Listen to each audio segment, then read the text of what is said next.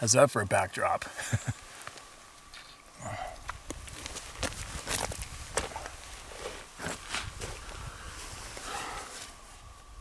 Once again in the middle of nowhere.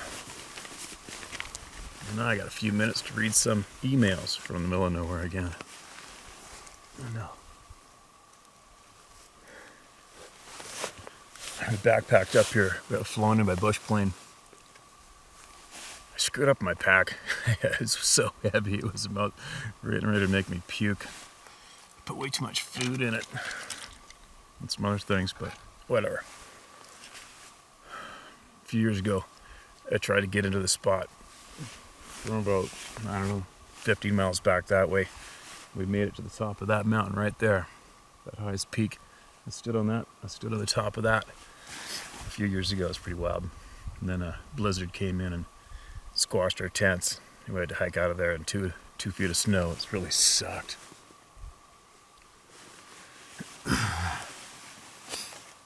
Anyway. That lake, I'll swing the camera after and show you that lake that I read some emails from with that drum, that old oil drum. It's on the edge of the lake, but the lake's about, I don't know, could be 15 miles that way. I'll show it to you in a minute. A lot of people asked about how there were so many oil drums laying around in the middle of nowhere. It's actually, obviously, it's the same fuel drum. But it was obviously left over the bush plane, from a bush plane pilot. They, for years, they'd stash fuel along the routes up here. I guess not everybody was too keen on dragging home the empty cans, but whatever, it is what it is. Anyway, I'm going to read you one. See what we got here.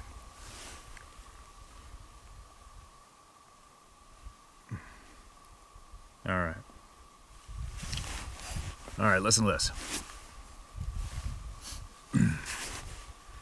The names in the following account are changed to avoid criminal prosecution.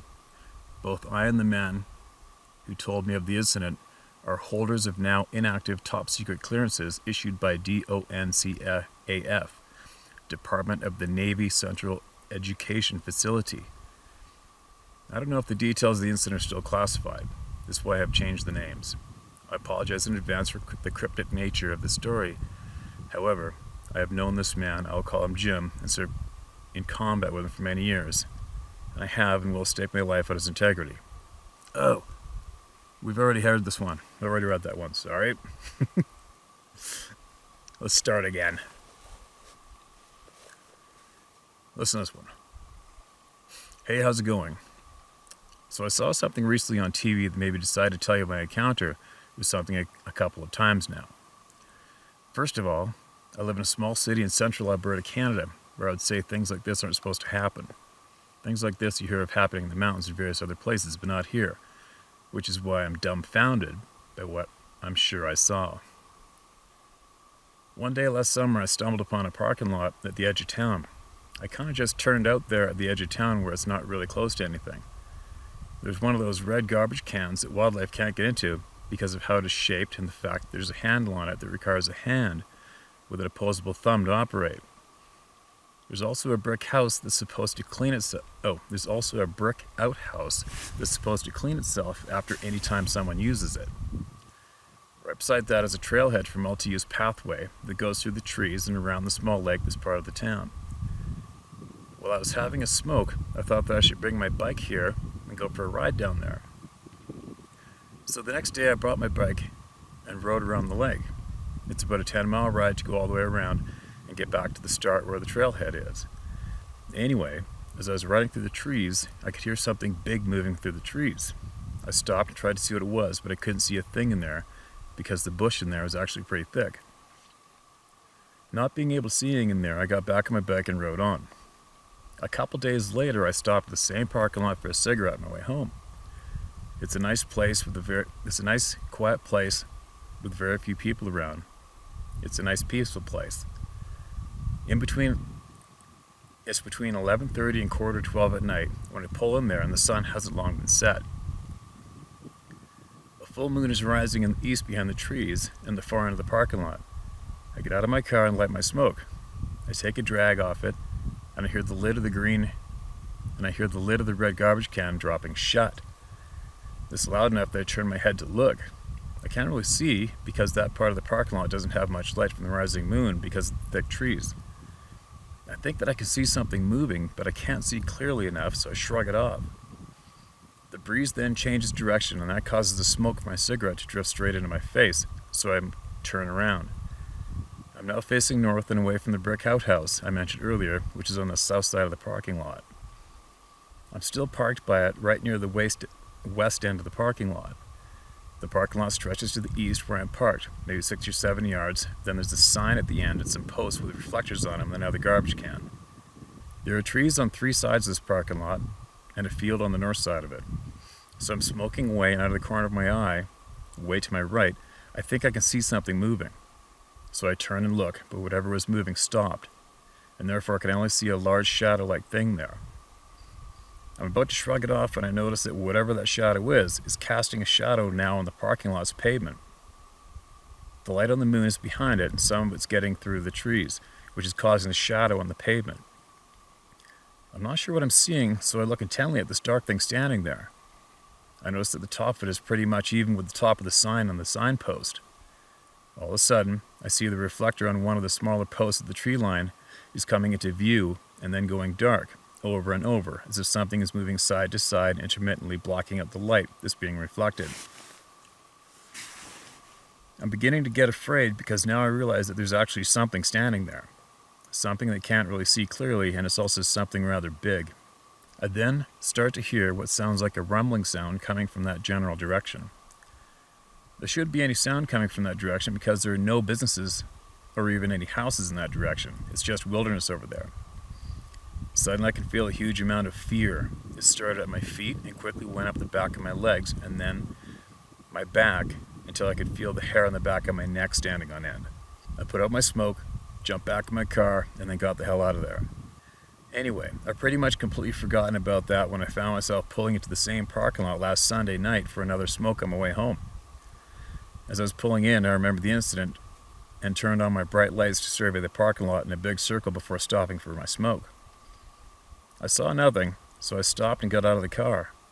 I'm looking towards the east of the parking lot where I saw something the summer before as I smoked my cigarette, when I hear the strangest sound coming from behind me and to the right side of the brick outhouse. I turn around and I'm actually able to zero in on pretty much exactly where the sound's coming from, but I can't see what's making the sound. The sound that I'm hearing doesn't sound like anything I've ever heard from any wildlife that's in this area. It sounds like 2 sticks being clacked together really fast, like in sets of maybe 5 or 6 clacks, then a pause, then 5 or 6 more clacks, and then a pause, and so on. And it kept repeating. It was really intense because the sound got louder and louder and then faded off quickly, and then got rather quiet. It seemed as though the sound was coming from the short grass to the right of the outhouse, so I think that maybe someone is playing a prank on me. So I moved from my right to see if there's something standing there around the corner of the outhouse. Instead of seeing anyone standing there, I see 2 dim red lights to the right of the outhouse and up in the air pretty close to the height of the roof line of the brick outhouse. That's between 9 and 10 feet up. I think to myself, that's odd. So I take another look to see if those are some distant streetlights or something peeking through the trees. I look to the right and back up a bit, and sure enough, I can see street lights from a nearby residential neighborhood, but they are way brighter and not red. So I look back at the dim red lights and notice that they are moving slightly side from side. I'm now starting to feel a lot of fear again, wondering to myself, what the F is that? Just then, I hear what maybe sounds like a breath or maybe an exhale, so I put out my smoke and get in my car and get the F out of there. Man, I'm shivering. I'm freaking freezing sitting on this cold ground right now. I've been sitting for a few hours over here using our binoculars. I'm with a friend of mine. He's back over the hill there. I'm frozen. I'm going to move after I read this one. Now it convinced me that I should tell you about this. Was a TV show that aired on Tuesday. All right, I understand that. I'm not going to, just for you, the submitter of this, I'm not going to promote that TV show, right, or any of those people in it. I won't get into that right now, but I'm just not going to do it, okay? So I'm going to try to sift past the part where you mentioned the TV show. I understand what you may have seen, how it probably triggered you to email me, and I appreciate that. But just appreciate the fact that I am not promoting any of those TV shows or any of the people included in them, okay?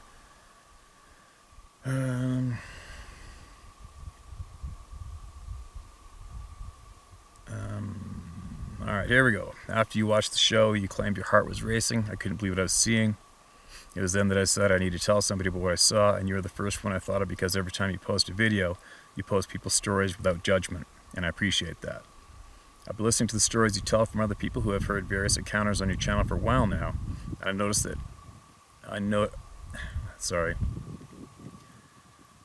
and never once thought that I would ever have any kind of encounter of my own, like ever in my life.